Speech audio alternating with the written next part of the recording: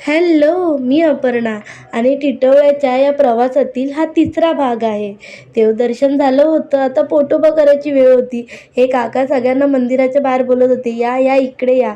मंदिराच्या बाहेर आल्यावर सर्वात प्रथम भोजनालय म्हणजे मोरया स्वामी कॅटरिंग आणि त्याच्याच बाजूला धार्मिक वस्तू भांडार मोरया त्यांचंच ब्रँच आहे. अशा प्रकारे इथे तुम्हाला खाण्यापासून ते शॉपिंगपर्यंत दोन्ही कामं एकत्र होऊन जातात. इकडे तुम्हाला मंदिराच्या लागणाऱ्या आणि पूजाच्या सर्व सामग्री येथे तुम्हाला भेटतात. त्याचबरोबर तुम्हाला इथे मंदिरात ठेवण्यासाठी मोठे फोटो, छोटे फोटो आणि जर तुम्ही नवीन गाडी घेतली असेल तर एकदम क्यूट इथे खूप सुंदर बाप्पा बघायला भेटतात आणि ते तुम्ही खरेदी करू शकतात आणि घरात सजवणाऱ्यासुद्धा धार्मिक वस्तू बऱ्याच इथे भेटतात. तर एकाच ठिकाणी ऑल इन वन असं शॉप आहे आणि वरती भोजनालय आहे. शॉपिंग झाल्यावर जेवायला जायचं.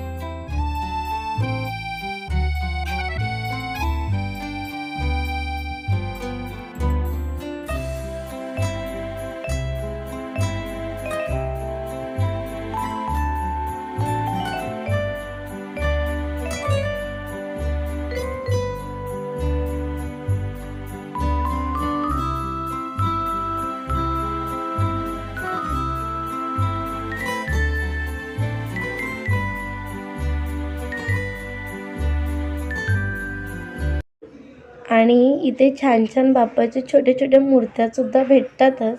त्याचबरोबर तुम्हाला माहिती आहे का, स्वामींना ते आवडतं ना सुगंधित कस्तुरी, तीसुद्धा इथे भेटते. मला ना या सगळ्यांमध्ये ते ऑरेंजवाले बाप्पा खूप आवडले. मी पहिलाच इथून एक छोटूशे बाप्पा घेतले आहेत.